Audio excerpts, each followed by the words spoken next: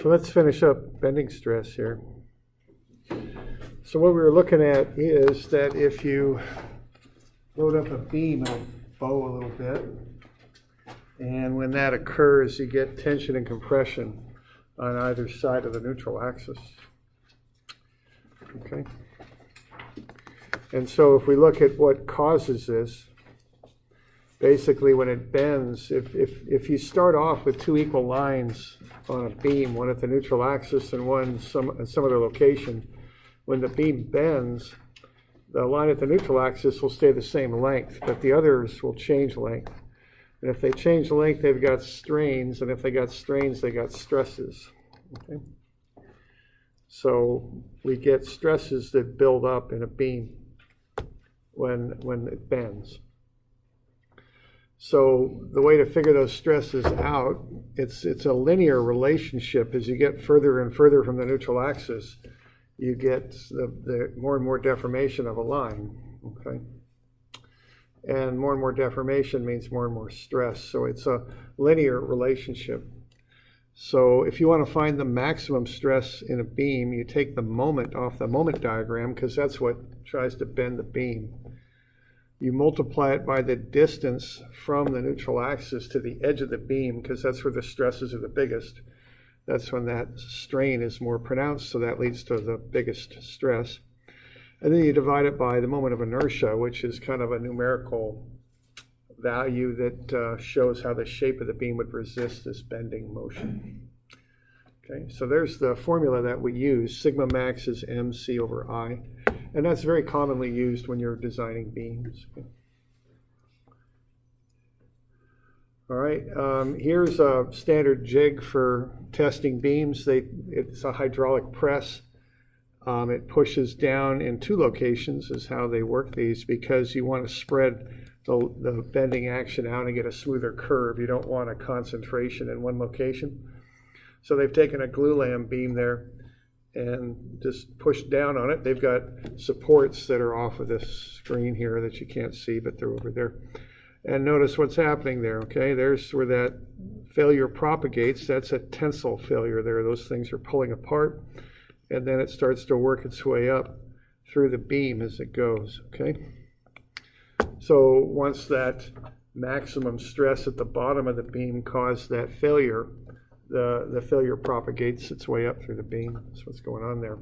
So we want to identify what the stress is going to be right there, and be sure that our beam is strong enough to resist that and not fail.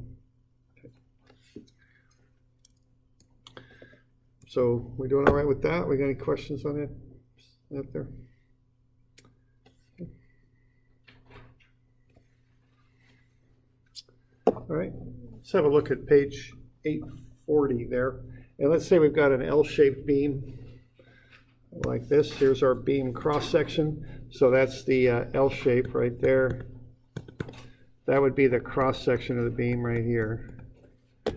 And let's say we're going to load it. And so I'm showing just the beam as a line with two reactions here. And let's say we're going to apply 2,000 pounds at that location right there.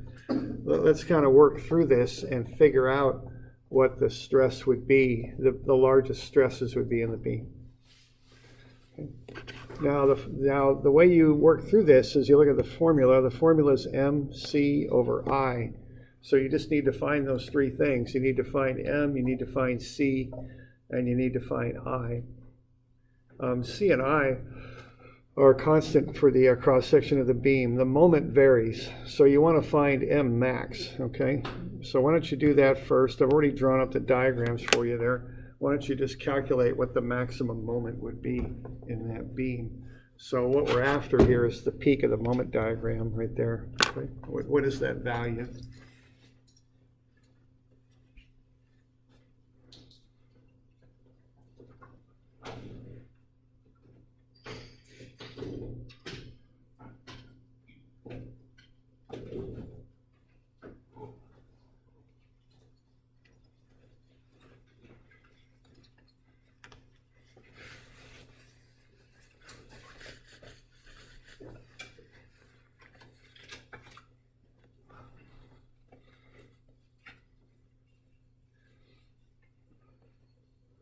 Okay, so just start with a shear diagram there, get the values on that, and then work your way down to the moment would be the approach.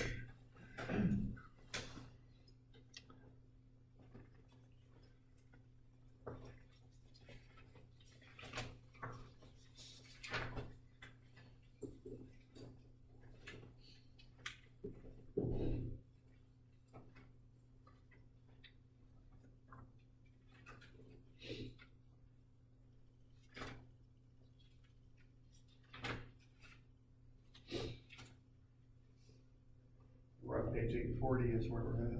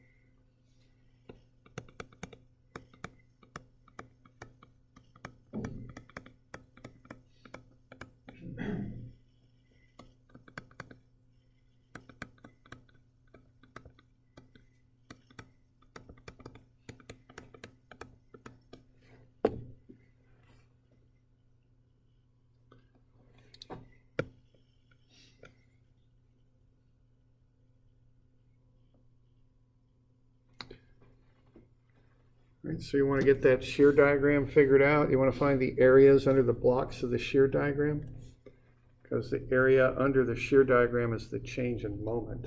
So that's what you're doing there, okay? So you use the reactions in the 2000 force to get those values of shear. And then you've got the dimensions there. So given the dimensions and the values of shear, what you want to do is find the areas of the blocks, okay? 7 by 600 and 3 by negative 1400, okay? And then the last thing you want to be doing on that, so you'd get this value up here for the moment, and that'll be 4200. Now that's pound-feet is the units on that, because we're taking pounds for the load times feet for the distances. Now, the one thing you want to be doing on that is you want to get that into pound inches, because when you do sigma equals mc over I, what's up there is you've got I and C are in inches typically, so you want your moment to match. Okay. And that will get you a stress as we're accustomed to, in this case, in pounds per square inch. Okay.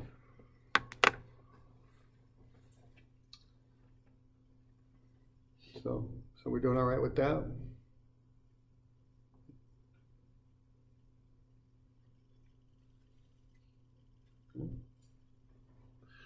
All right, so that's the first thing to do there. That's M max, okay? That's the maximum moment, and that's what you're going to design the beam for. You know, if you're in a civil structural engineering kind of thing, you design the whole beam for the maximum moment, generally speaking. So we'll go with that.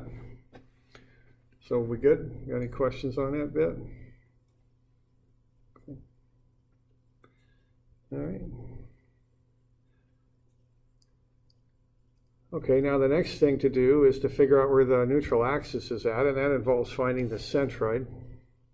So, and then we're going to find I. Now to do both of those things, I want to break the beam up into pieces. I've got the long thin rectangle 10 by 2, call that A, and then I'll call the little square there on the side B. Okay. So I get their areas, 10 by 2 and 2 by 2, so 20 and 4. In addition there, I find the distance from the bottom of the beam to the centroid of each of the shapes. So half of 10 is 5, half of 2 is 1. Okay. So that's what I'm doing there. Okay. And I'm just getting ready to find the centroid is what I'm doing. So I just do all that calculation first, get the areas, get the distance, usually from the bottom of the beam up to the centroids of each of the shapes. So one of them's too high. Both of them have bases down there on the bottom. So the B is 2 inches high, so half of that's 1. A is 10 inches high, half of that is 5. Okay, so I'm referencing that to the bottom of the beam. All right, and I just fill in the table and I can figure out where the Y bar is. Okay, so I got 20 for A for the area, 5 for the height. 20 times 5 is 100, and then 4 for the area for B, 1 for the height. 4 times 1 is 4. Add everything up, I get 24 for the total area, and 104 for AY bar. Divide 104 by 24, and I get 4.33. So that's where the centroid is. Okay.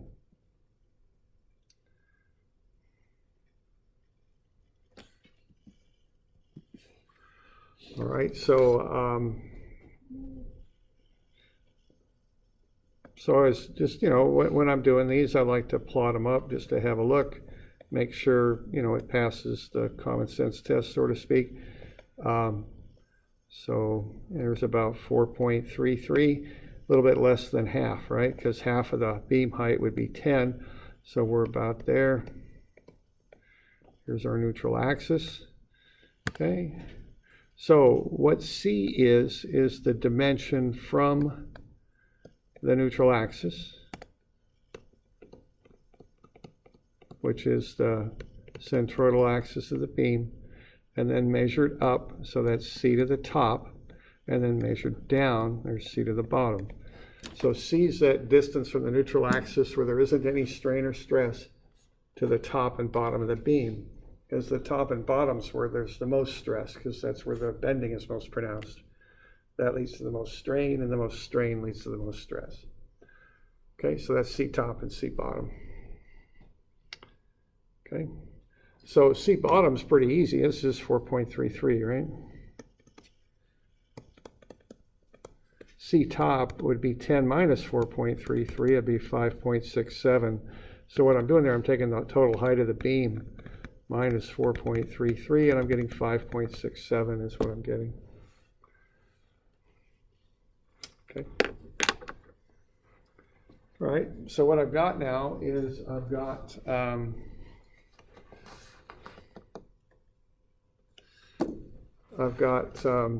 M, and I got C for the top and the bottom. And then the last thing that I need is I. Now I is calculated about the neutral axis. So I'd want to get that figured out. Okay. So that's the next thing to do. And that's going to be the sum of BH cubed over 12 plus AD squared for A and for B. So I got to figure that up next. Okay, so there's my sketch of what I'm dealing with here. Then I just start to fill in the table. All right, so what I'm going to do here for A is I'm going to take the base, and that's 2, multiply it by the height and cube that and divide it by 12. What that is the moment of inertia of that long thin rectangle about its own centroidal axis, which is the red dot above the neutral axis. Okay, and so if all I was calculating was the moment of inertia of that rectangle about its own centroidal axis, that would be the number that I'd use, and that would be 166.67. No, that's not, that's, I'm sorry, I got that wrong spot. There we go, 166.67. There we go. That's inches to the 4. But of course, I'm not doing that. I'm calculating it about the neutral axis. So I've got to take care of that. So I use the area, and that's 20 inches squared. The offset distance would be up. Or let's see, I guess that would be up.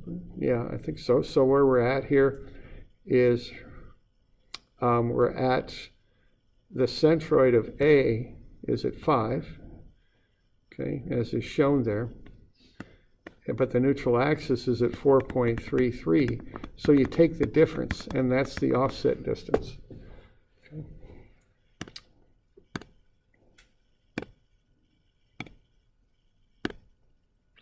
So it's going to be hard to draw, but that little distance right there is 0.67. That's how far our centroid is from the neutral axis. Okay. And then what you do is you take the area times 0.67 squared, and that's the AD squared term. That's your transfer axis piece, okay? So we got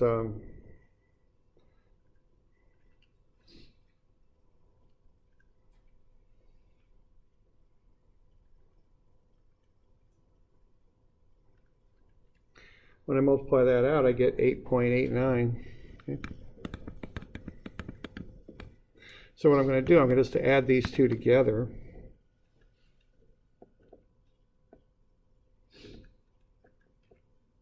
And come up with a total, and that's 175.6. Take it out that far. Maybe a little overkill on the precision there, but we'll take it out that far. And what that is, that's the total moment of inertia of that long, thin rectangle about the neutral axis.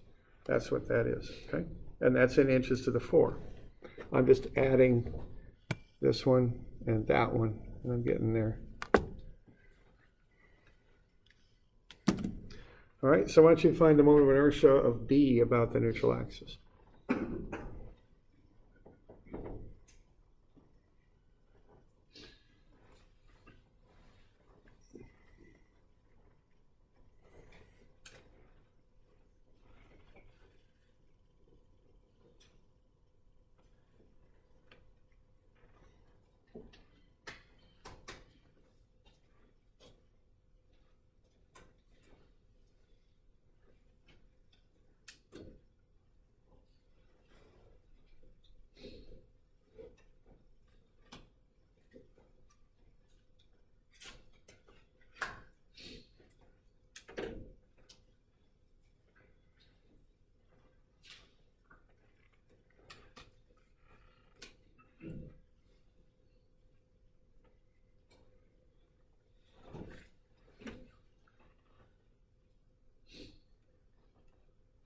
Okay, so you want BH cubed over 12, you want the area, you want the offset distance, you want to square that, multiply it by the area, and add that to your original BH cubed over 12. And then when you're done with that, you just add the two together. Moment of inertia is just an additive property, that's all it is. Okay. So that's what you got to do with it. I'm not sure what that comes out to be, but all right, I just get used to this process. I mean, this was, I'm sure there'll be one of these on the final and all that, and so this is basically how you design a beam. So we want you to know how to do that. Okay.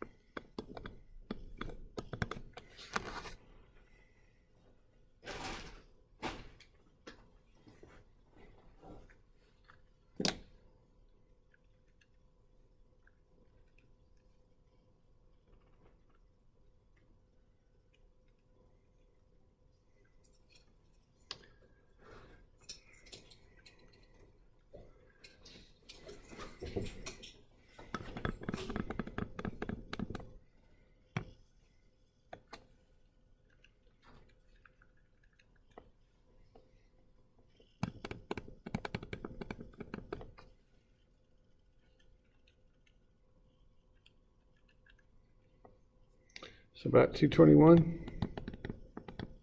You'll get into that.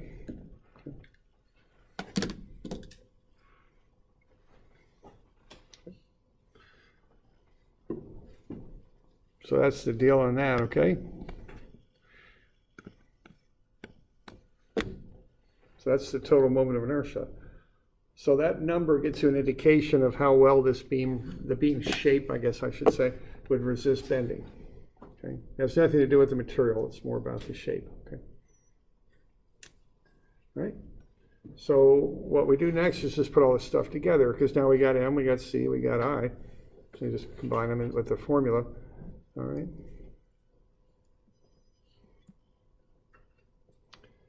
All right. All right, so what you do then is you determine what's happening with the beam, all right, because what's happening with the beam is it's being loaded from the top. It's simply supported, it's being loaded from the top. So what happens is you've got this neutral axis down the middle. That has no strain, so it has no stress. You see the top's getting kind of pushed in, so that's compression. And then the bottom's being stretched, pulled out, so that's tension. Okay. So what we do then is we take the moment, maximum moment off the moment diagram, multiply it by the C value up to the top, which is 5.67, divided by the moment of inertia, and you get the stress on the top due to compression, it's 1291. And then you do a similar thing for the bottom, which will get you the tension. Okay. And that's 986. All right, so that's the deal with this.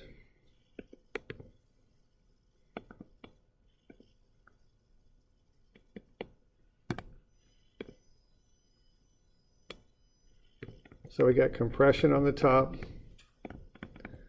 tension on the bottom. Okay.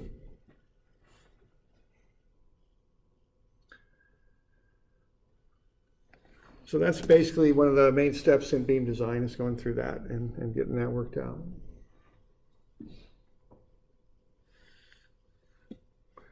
That's the main thing you would design for. Now you also have to look at shear. On longer beams, it seems, as I remember, that bending stress governs. On shorter beams, it's shear that governs. Okay. So we're doing all right with that. Okay.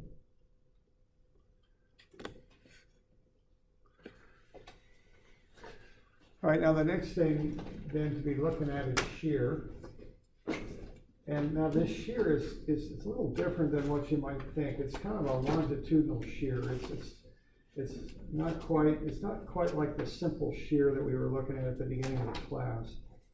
It's caused by downward loads, but it isn't quite that simple shear that we were looking at, when we started here back in April.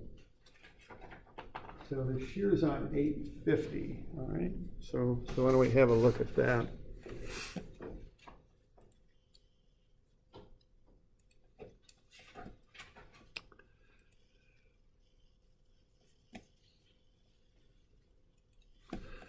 And let's see.